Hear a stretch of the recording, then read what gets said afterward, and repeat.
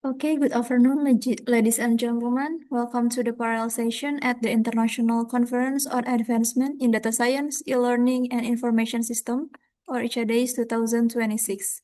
My name is Indi Budiantini, and I am honored to serve as moderator for these sessions. Today, we have a series of remarkable presentations that will explore sentiment analysis, topic modeling, and social media analytics. Before we begin, allow me to outline the format for this session.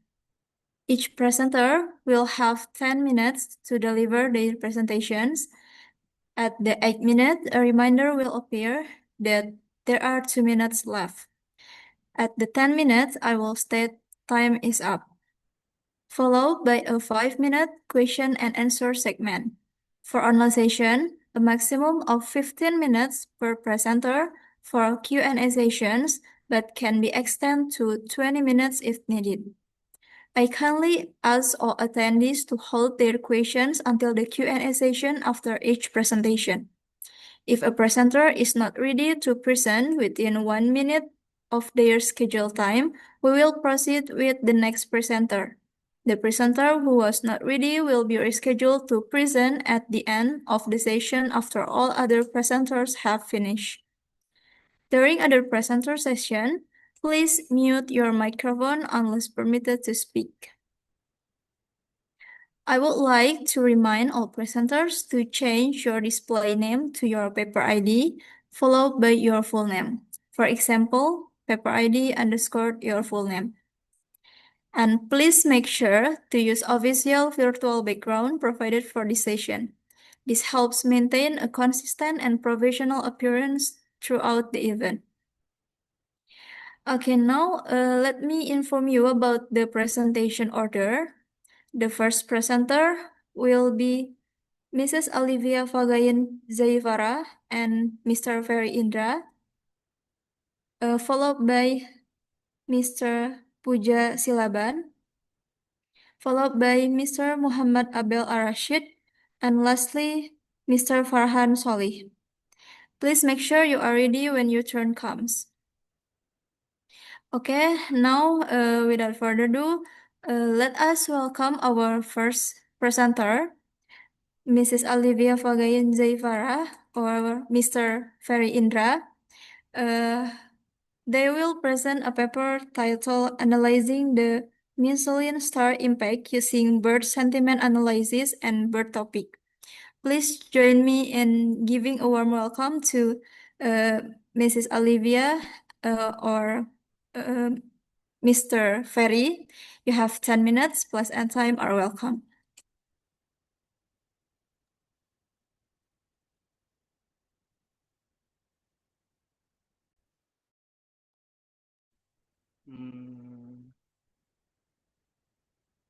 I can share screen, right? Yeah, you can share screen.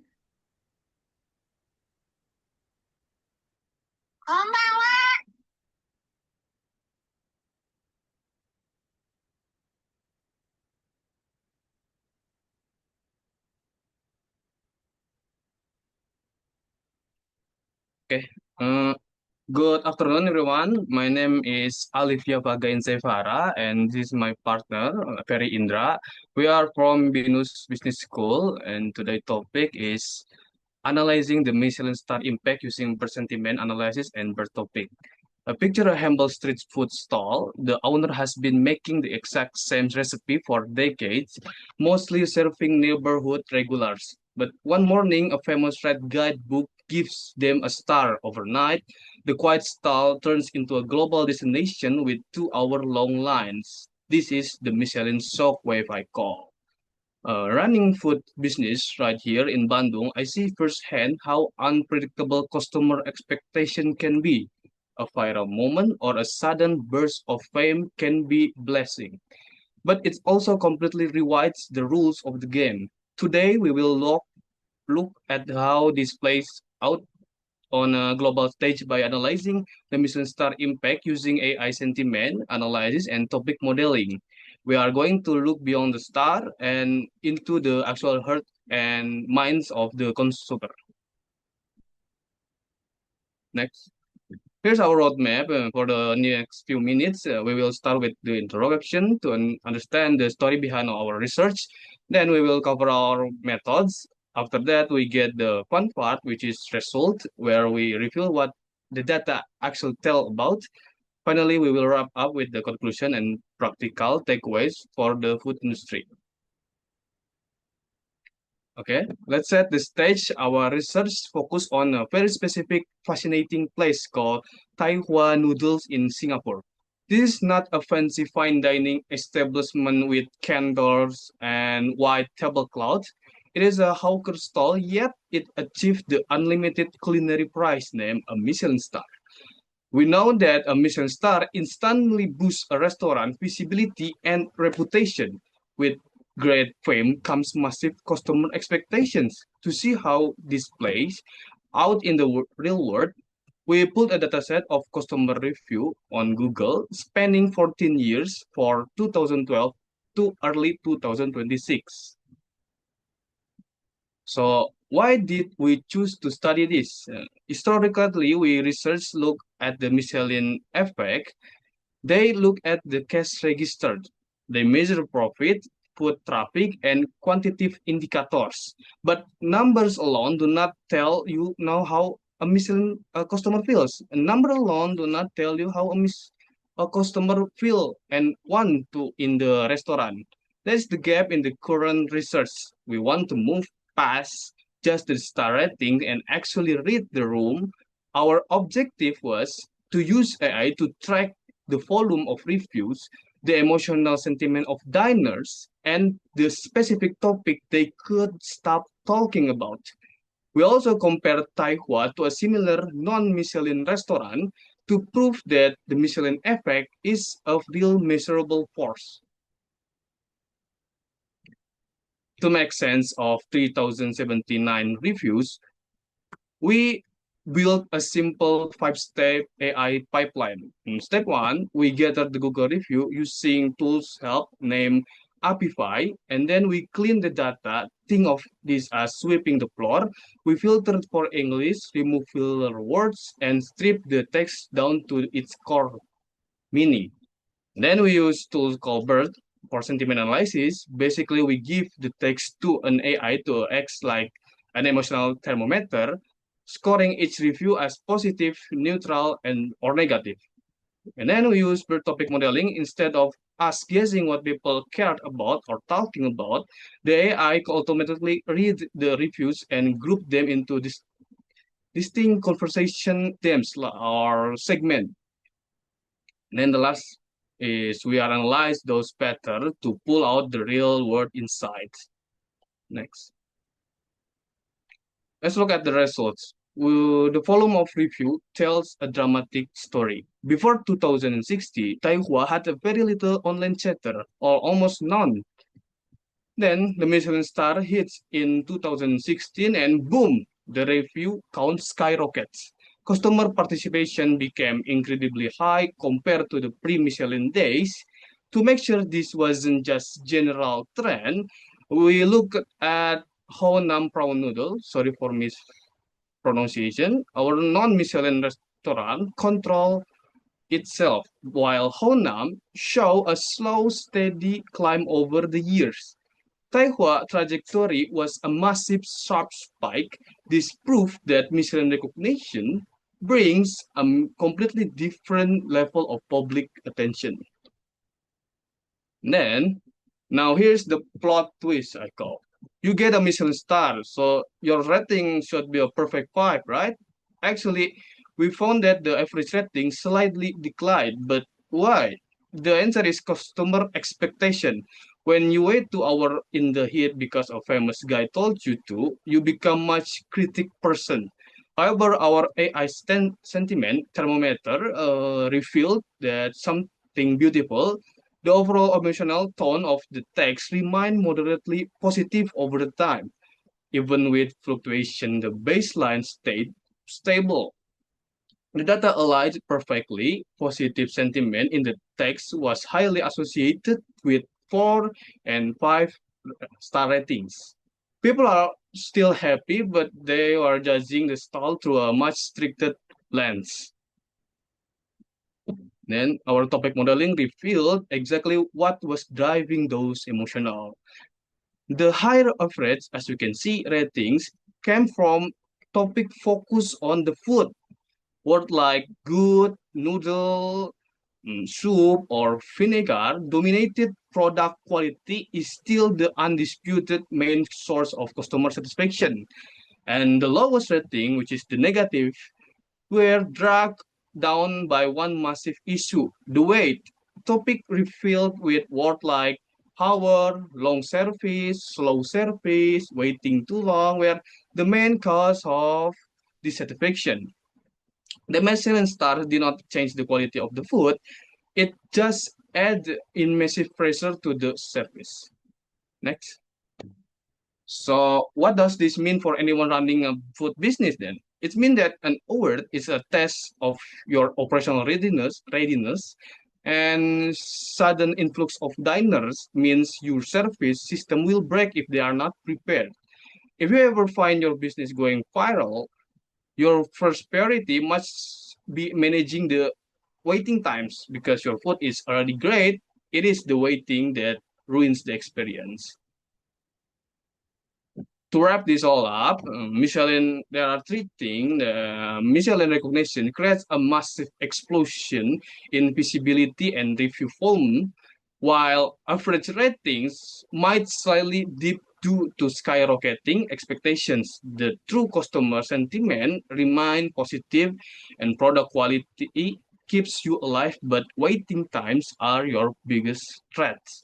Looking ahead, we want to expand this research to more review platform and explore how this mission recognition impact tourism in region that are just adopting the guide like Indonesia. For example, in Indonesia, mission recognition could stop culinary tourism by looking the Badan Pusat Statistik record 47,000 foreign tourists visits in April based on passport records, showing existing international visitor activity with Michelin recognition. Local restaurant and regional food destination could gain strong global attention. Next. And then this is our last. Fame in the culinary world is thrilling, but as our data prove, the heart of restaurant is found in balance between the chef craft and the customer passion. Thank you all so much for your attention and time today. I would like, I will now be delighted to open the floor to any question or discussion. Okay, thank you, Mr. Olivia, for the insightful presentation. We will now open the floor for questions. If you have a question, please use the raise hand feature in Zoom. Kindly state your name and affiliation before asking your questions.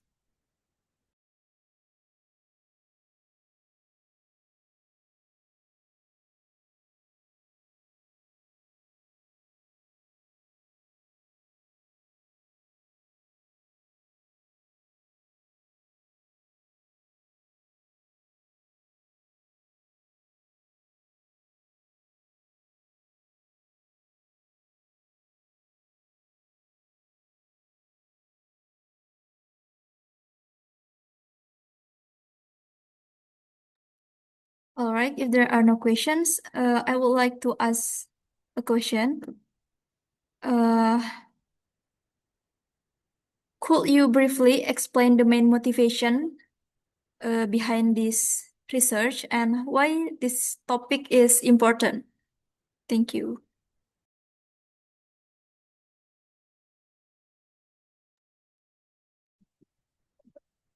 I see that every people in business sadly want to be viral, so why not using Michelin star to approach the viral? And then why? What the second question? Sorry. Okay, the second question is why this topic is important? Ah, because that's it. The data on Badan Pusat Statistik record then 47,000 foreign tourism visit in April based on passport record. Why not we use Michelin star or try to approach another business in the local to use Michelin star, but for their marketing, so they can grow much faster than before. Because on this era, we want to gain awareness faster to be viral on marketing costs. So why not? We want to use that to gain Michelin star by a label that seeing people as trusted restaurant in the world because that is Michelin label. Thank you. Okay, thank you, Mr. Olivia. Does anyone have any more questions?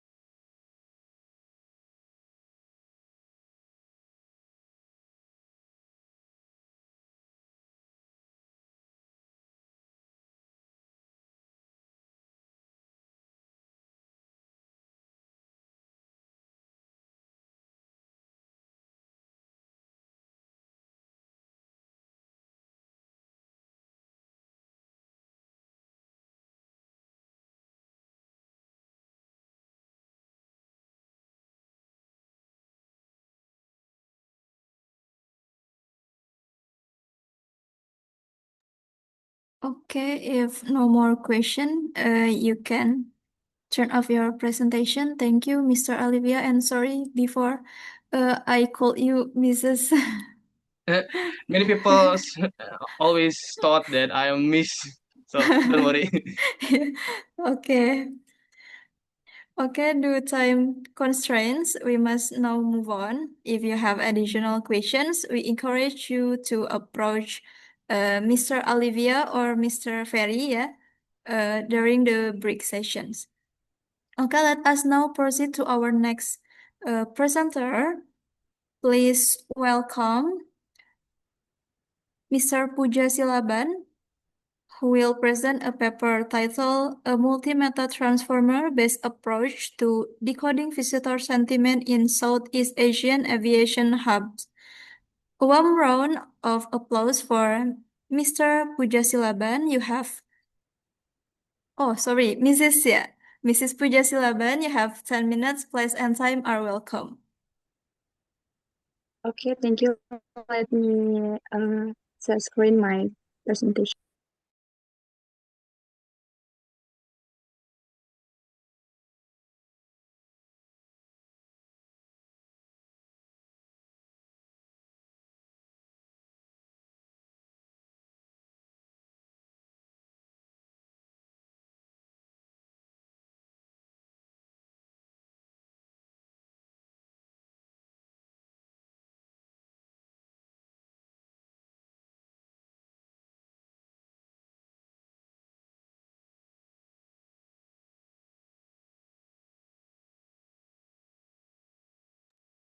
Okay. Good afternoon, everyone. My name is Puji Selaban from Telkom University. Today, I would like to present our study entitled A Multi-Method Transformer-Based Approach to Decoding Visitor Sentiment in Southeast Asian Aviation Hubs. Okay, this presentation consists of 4 main sections: introduction, methods, result and discussion, and the last conclusion. Okay, before discussing our methodology, I would like to explain the background of this study. Airports play a crucial role in tourism and regional connectivity, especially in Southeast Asia. As competition among airports continues to increase, passengers' experience has become an important factor in determining airport competitiveness. Online reviews provide valuable insights into passenger satisfactions and service quality. However, previous studies mainly focus on sentiment analysis and often overlook service quality dimensions and topic explorations. To address this gap, Our study combines sentiment analysis, service quality classifications, and topic modeling in single framework.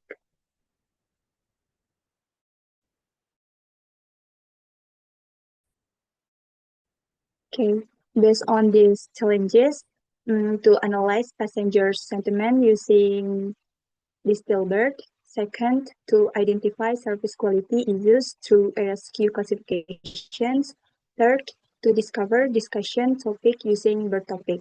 And the final, to compare findings across 3 major Southeast Asian airports.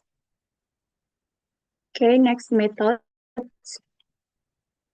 This slide presents the overall research framework.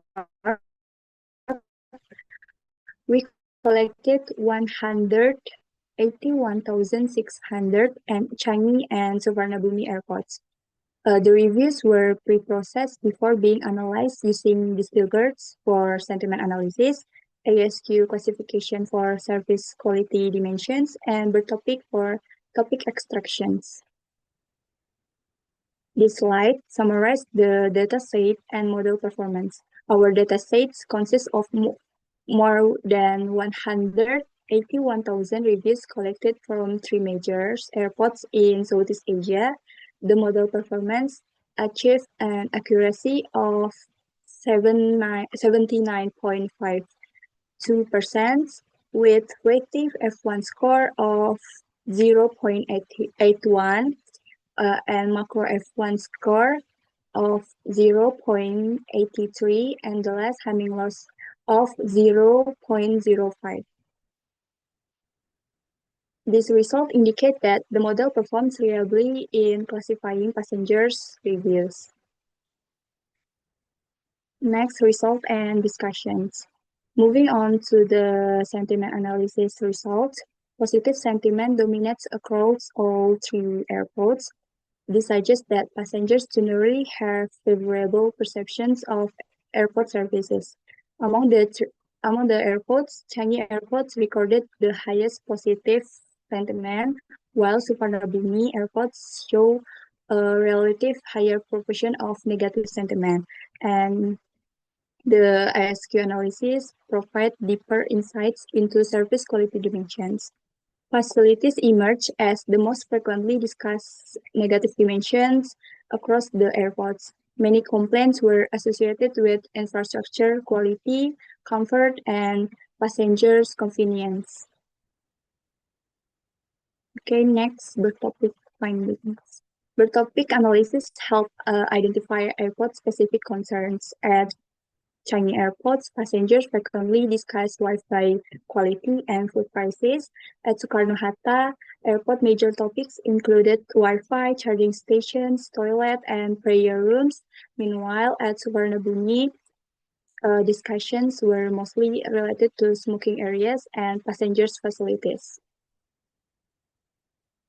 Next, conclusions. In conclusion, this study demonstrates the effectiveness of combining sentiment analysis, service quality classification, and topic modeling to understand passengers' experience.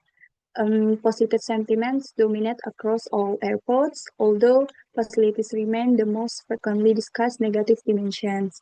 These findings can help airport managers improve service quality and enhance passenger satisfactions. Okay, thank you very much for your attention. I will be happy to answer any questions.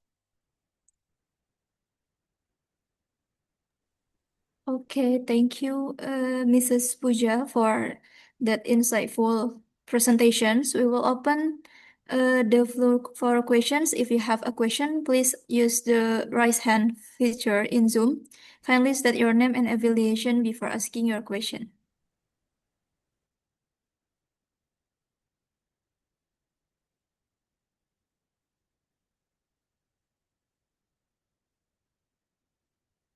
Okay, you may, Mr. Farhan.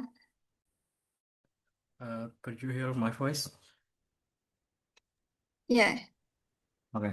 So here I have 2 questions for Mrs. Puja. The first, my name is Farhan Solih. First, I'm from Telkom University, Bandung, from the School of Applied Science in Telkom University. So here I have two questions for Mrs. Puja.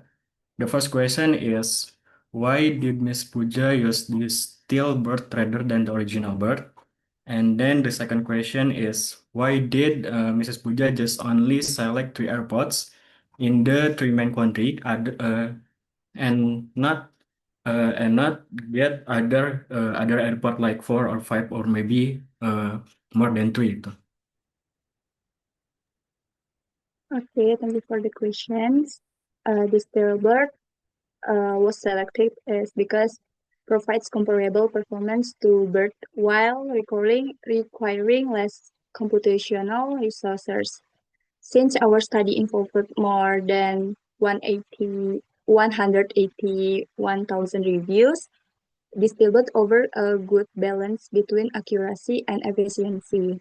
This makes it more suitable for large-scale text analysis, and for the three selected airports, it presents major aviation hubs. It's in Southeast Asia and serve millions of passengers every year.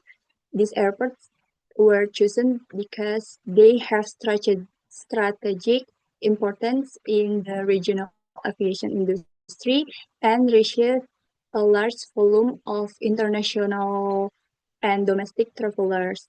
In addition, they provide a sufficient number of online reviews which supports reliable and meaningful analysis. Another reason is that these airports represent different countries and different operational environments, allowing us to perform comparative analysis across Southeast Asia.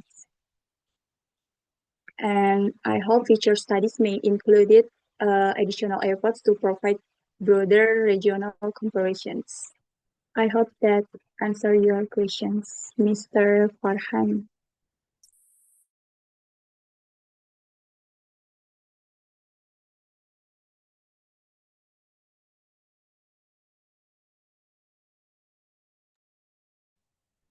Okay, does anyone have any more questions?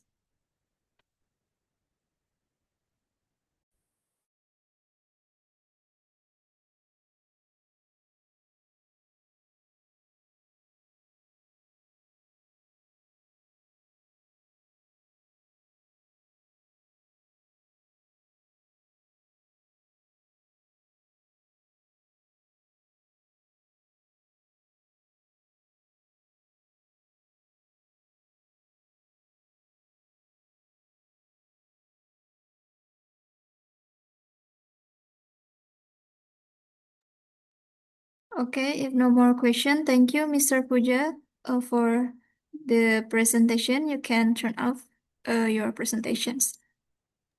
Okay, thank you. Okay, if you have additional question, we encourage you to approach Mrs. Puja during the break sessions. Okay, let us now proceed to our next presenter. Please welcome Mr. Muhammad Abel Arashid, who will present a paper titled Critical Response in TID Talks YouTube Comments Discourse Analysis via Sentiment Modeling and Bird Topic Clustering. A warm round of applause for Mr. Muhammad Abel Arashid. You have 10 minutes. Place and time are welcome. Good afternoon, everyone. Thank you for the chance to share our findings. Let me introduce myself. My name is Muhammad Abal Rashid, and I'm from Binus University. Today, we'll talk about how conversation happen in YouTube comments and how differences in opinions can show hidden conflict in online discussion. Our research uses a mix of dual sentiment analysis and semantic topic modeling to look at how people participate, agree, and disagree with ideas in big online conversation. Okay, next. In today's digital world, YouTube serves as more than just a place to watch videos. It also acts as a large public spaces where people talk and share opinions. With over 2.7 billion user checking it each month and hundreds of hours of videos uploaded every minute, YouTube helps people around the world keep having the conversation all the time. On channels like TED Talks, The comment section show organized ways people talk about the content. Viewers don't just watch videos, they share their thoughts, argue about different viewpoints, and talk about how the content relates to their own life. These comments are lasting, open to everyone, and full of context about what people are saying. Because of this, YouTube comments are a great resource for looking at the big picture conversation happening online today. Based on this study, we have four key goals. First, it want to look at the feeling people express using two different tools that analyze emotion. Second, it want to find out when these tools disagree and see that as a sign of people having different opinions rather than a mistake in the analysis. Third, it will use a tool called Bird Topic to find hidden topics people are discussing so we can better understand what they're talking about.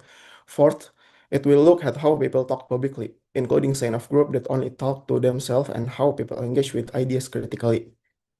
Next. Next. Our dataset includes 102, 107 English, the comments from 10 official TED Talks videos. We use the YouTube Data API to collect the data, which includes information like timestamps, likes, and how replies are structured.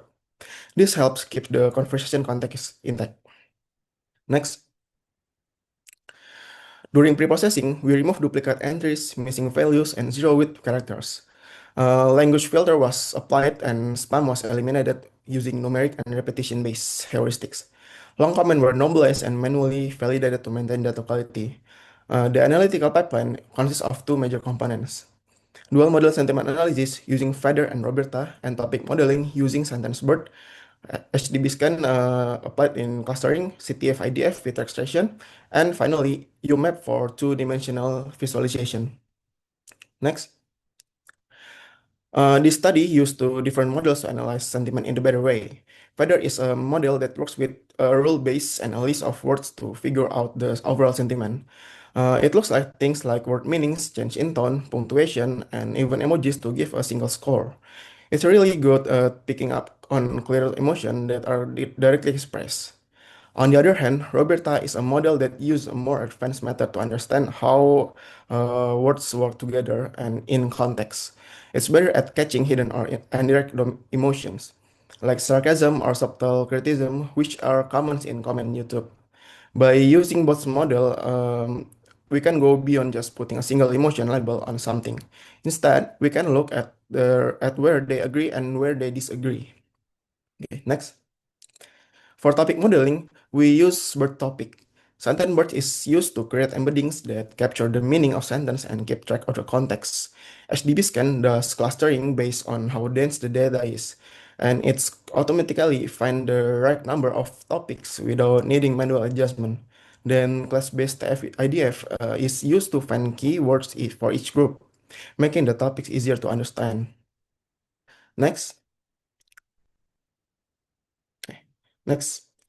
So we take the sentence bird embeddings of comment in these areas and use UMAP to show them into dimension. Then we group them using HDB scan. This helps us see if unclear feelings in comment are connected to unclear meaning. This step shows us how people talk about things in a way that simple sentiment checks can show. Next. So here's the result. The results show that the model agree a lot when the comments are very positive or very negative. But when comments are neutral, that the models don't agree as much. A lot of comments seem neutral when you look at the words used. But when you consider the bigger picture, they actually express opinions or criticism. Next.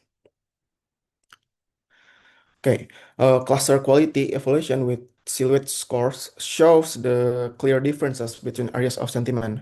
The area with positive versus negative sentiment has the highest score, showing that the meanings are well separated.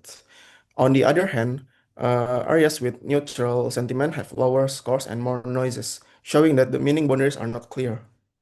Okay, next. In the positive agreement zone, dominant themes consist of affirming expressions such as love, inspiring, and thankful. This pattern shows that there are groups where people keep reinforcing positive feeling and appreciation for each other. In the negative area, uh, I'm sorry, previous.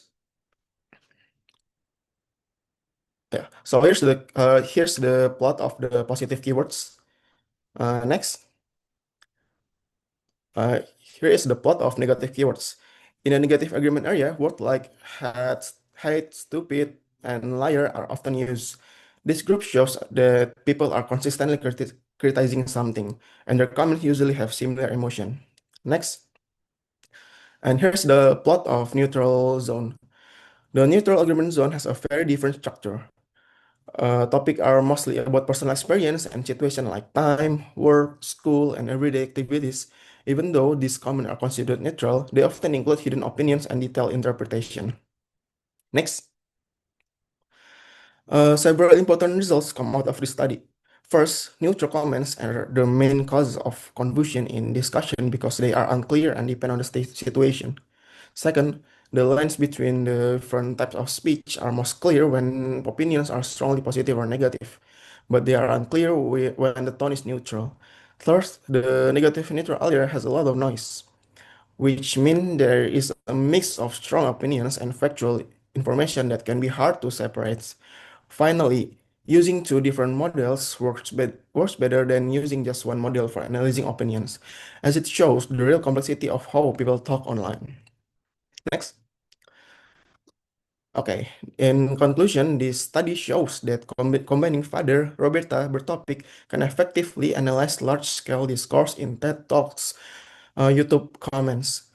We found that neutral comments are the primary source of disagreement between sentiment model, while positive and negative comments show the strongest semantic separation. This finding suggests that model disagreement can be used as meaningful indicator of discourse complexity rather than a classification error.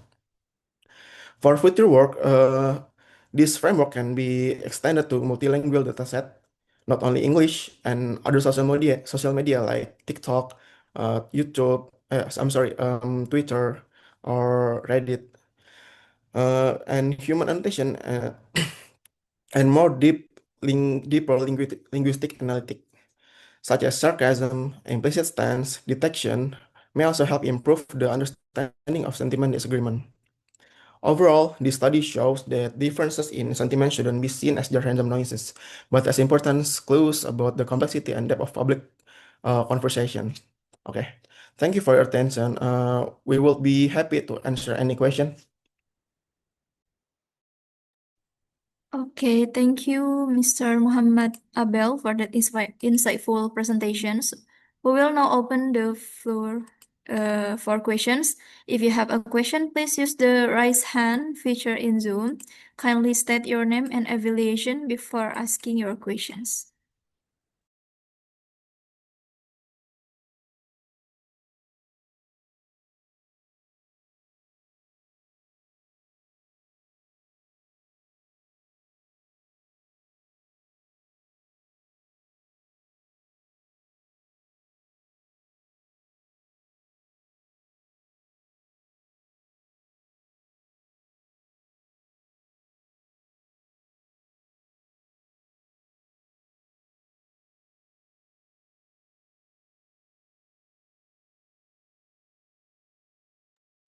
Okay, maybe from me, I would like to ask questions. What challenge did you encounter during this research, and how could future studies improve for this work? Thank you. I'm sorry, can you repeat the question? Okay, what challenge did you encounter during this research, and how could future studies improve for this work?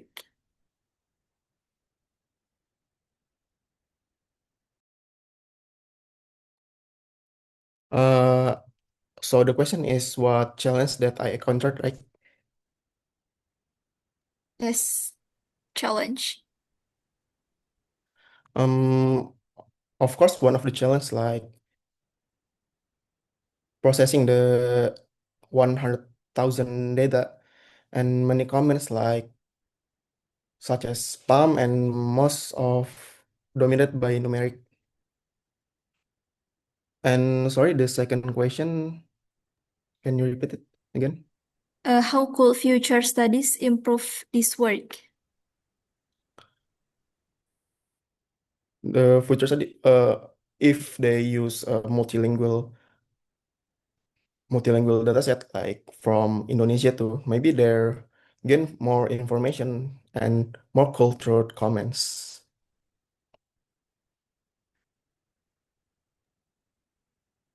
Okay, Thank you. thank you, Mr. Muhammad Abel. Does anyone have more questions?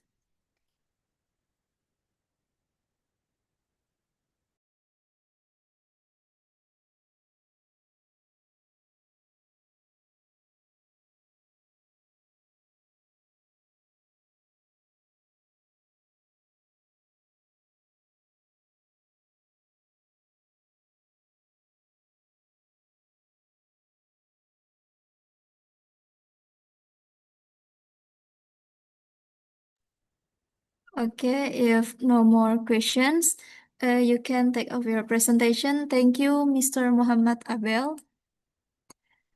Thank you. Okay, if you have additional questions, we encourage you to approach Mr. Muhammad Abel during the break session. Okay, let us proceed to our next presenter, the last presenter. Please welcome Mr. Farhan Solih, who will present a paper titled A National Sentiment Analysis of Social Media Discourse on Indonesian Digital Rupiah, Navigating Algorithmic Spam Using Fine-Tuned Indobird. A warm round of applause for Mr. Farhan Solih. You have 10 minutes. Place and time are welcome. First, let me share my screen.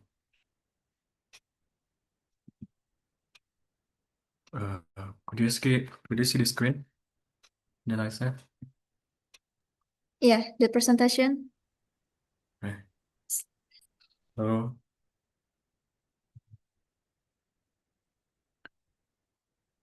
Assalamualaikum warahmatullahi wabarakatuh. Salam sejahtera bagi kita semua. Om Swastiastu, Namo Buddhaya, dan salam kebajikan.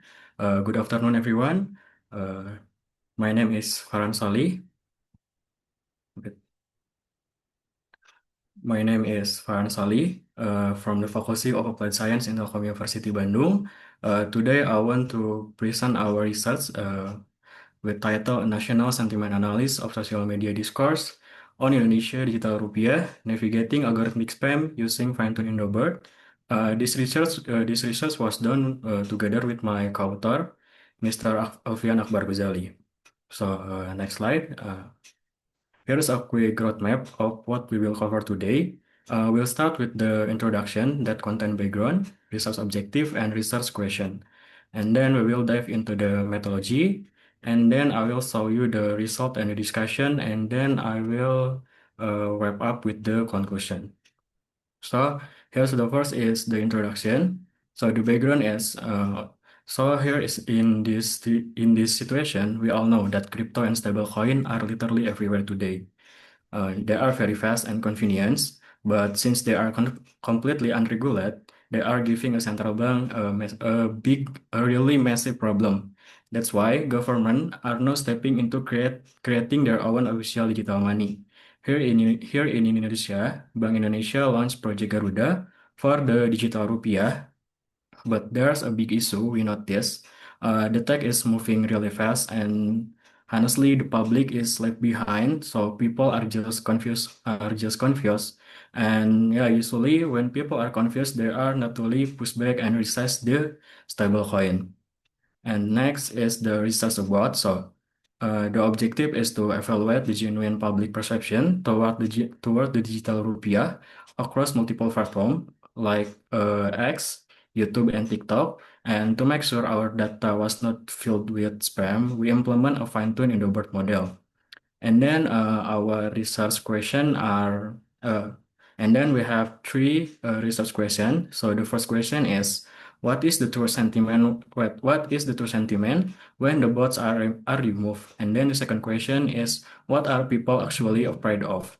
And then the third question is, can a fine-tuned Indobird handle this data better than the standard models? And then we'll dive into the methodology. So to answer the question before, we struck our methodology into three main steps. The first step is data collection. So for data collection, We extract over 18,000 entries from X, TikTok, and YouTube, spanning from 2021 to 2026 for this process. We specifically focus on keywords such as digital rupiah, Project Garuda, and stablecoin. And then after we collect our data, we we do a text processing. So during the pre-processing stage, we clean the text by removing URLs, mention, emojis, and special character. And then we normalize Indonesian slang and remove about 1,223 automated crypto bot. This step was done to clear algorithmic noise and focus on actual public discourse. And then for the modeling pass, we utilize the Indobird BESP2 architecture. BESP2 architecture. We fine-tune the model over 3 epochs and applied asymmetric class weighting to efficiently handle our heavily imbalanced data. And then here is the result and the discussion. So in this result, we have done 3 passes. So initially in pass 1, I used the baseline zero-shoot model to classify the data that have been collected. But in this pass 1, we got a 70.18% neutral. However, this result was misleading because it was because the zero-shoot approach like context-specific training, and the data itself was still heavily biased by CryptoBot spam. And then in phase 2, after implementing the fine-tuning Dobert, the result was once opposite of phase 1. The negative sentiment reached 48.29%. And then finally, in the phase 3, we removed the 1,223 bot chat automated from the data set. After this filtering process, the negative sentiment increased to 51.80% to 80%.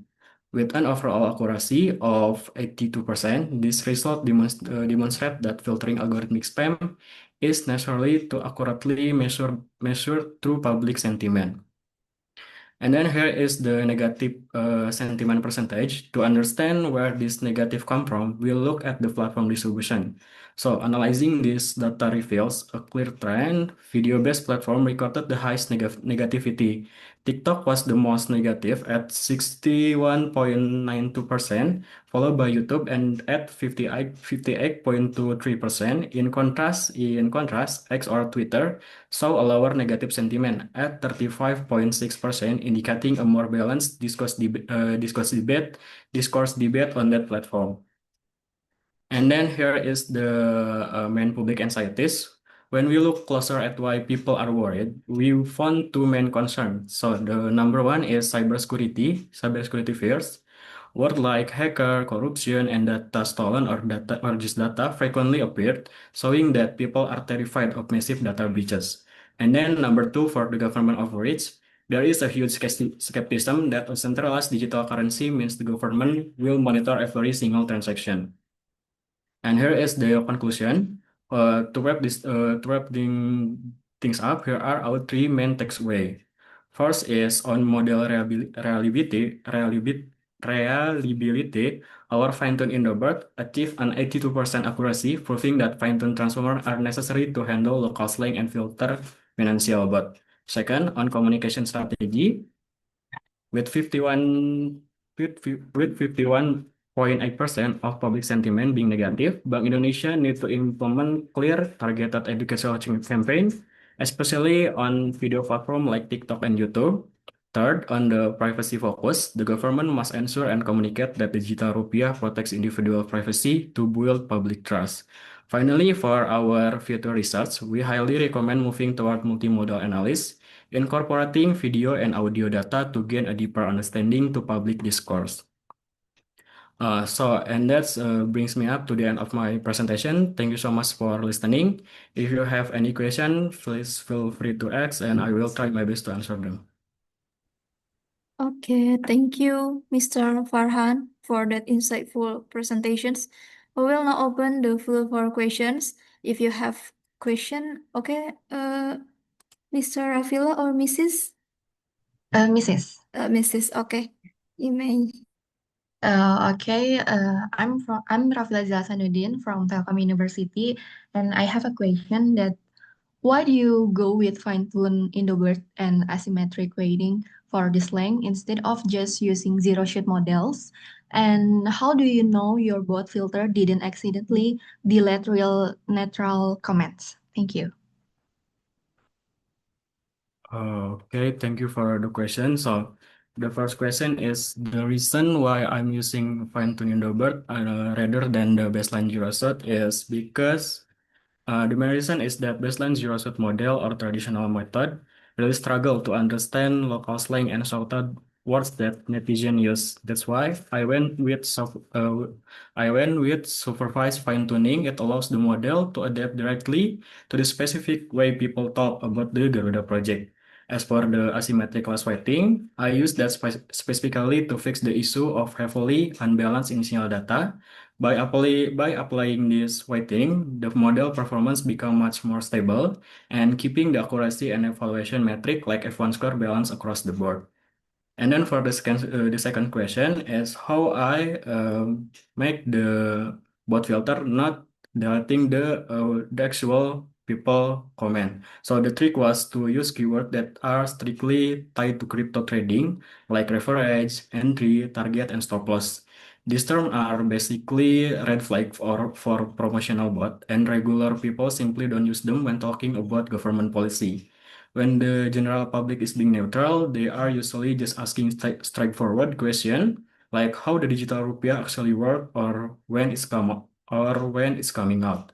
So by only filtering out those specific trading terms, we made sure that genuine question from every people stay safe and were not accidentally deleted.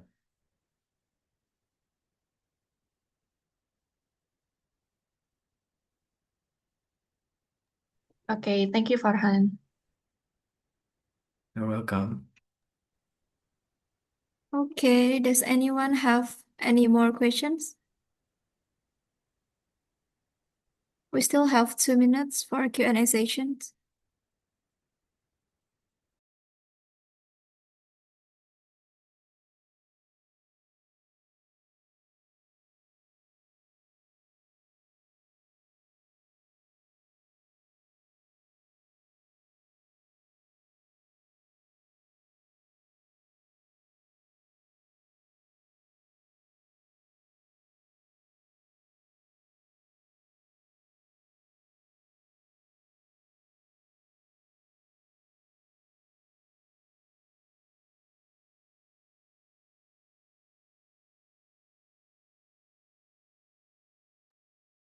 Okay, if no more questions, you can turn off your presentation. Thank you, Mr. Farhan.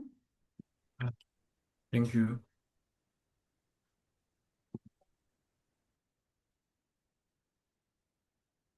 Okay, ladies and gentlemen, this concludes the parallel sessions.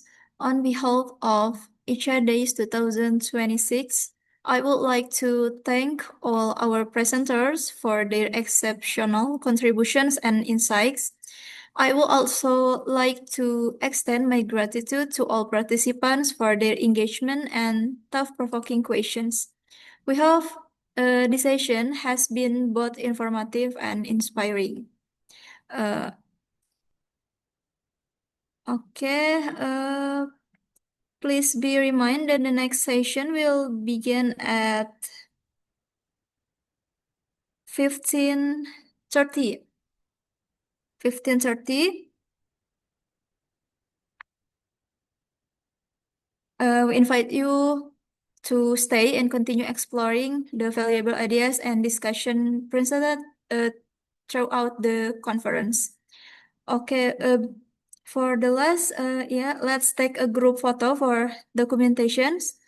So please turn on your camera first.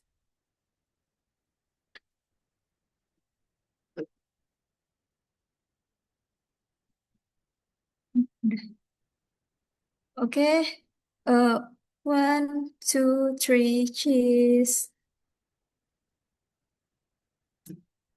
Okay, thank you so much, and have a wonderful day. Thank you.